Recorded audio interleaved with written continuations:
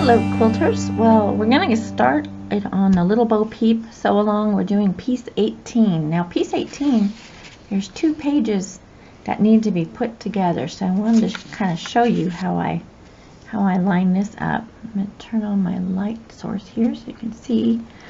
So the dotted lines that are on your pattern, you want to line up those dotted lines and line up the line there for the heel. Kind of doing these down here too. And then I just take a piece of tape and tape them together. I can't see the bottom one here since it's out of the picture, but I have my bottom lined up, and then I'll make sure this one is still lined up exactly on the lines there, and I'll put a piece of tape and I'll put another one in the middle just to hold everything nice and secure. So now my pattern piece is ready to work with. So what I'm going to do is, on this one, I'm going to flip this one over because I'm going to trace this one onto the freezer paper. And just to remind you, when I trace onto the freezer paper, I trace on to the dull side, not the shiny side. The shiny side is just, I haven't found anything that really marks on it well that will stay.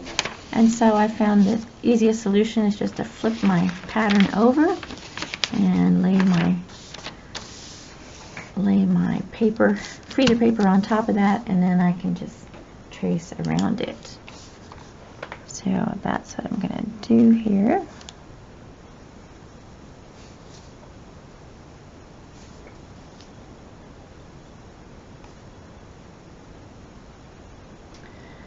Well, I went ahead and put my freezer paper template onto the wrong side of my fabric, and so now I'm going to use my little tools for preparing this piece.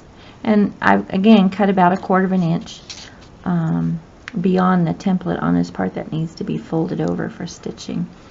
And I'm just going to run my hair tool right along. Now, I do this on a piece of very fine sandpaper. I have found for doing things like this, or for adding lines onto a piece of fabric, that the sandpaper is nice because this is where you can see still, because it keeps the fabric from slipping while I'm tracing.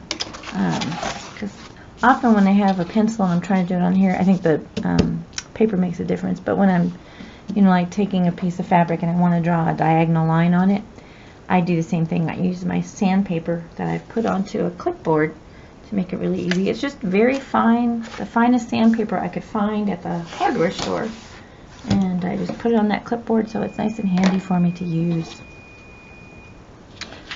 Okay, so now I'm going to use my roller like I've shown you before, and just press this piece.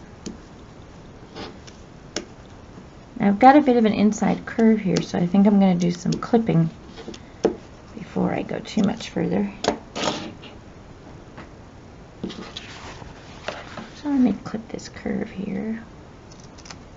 And again, I go right up to the template with my clips. Good, okay.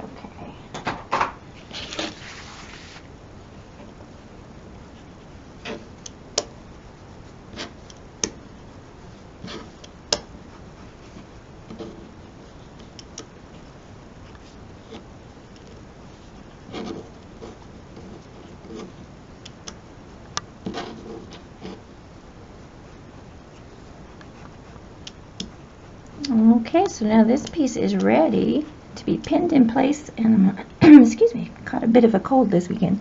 To be pinned in place, and I'm going to stitch it down onto my applique work.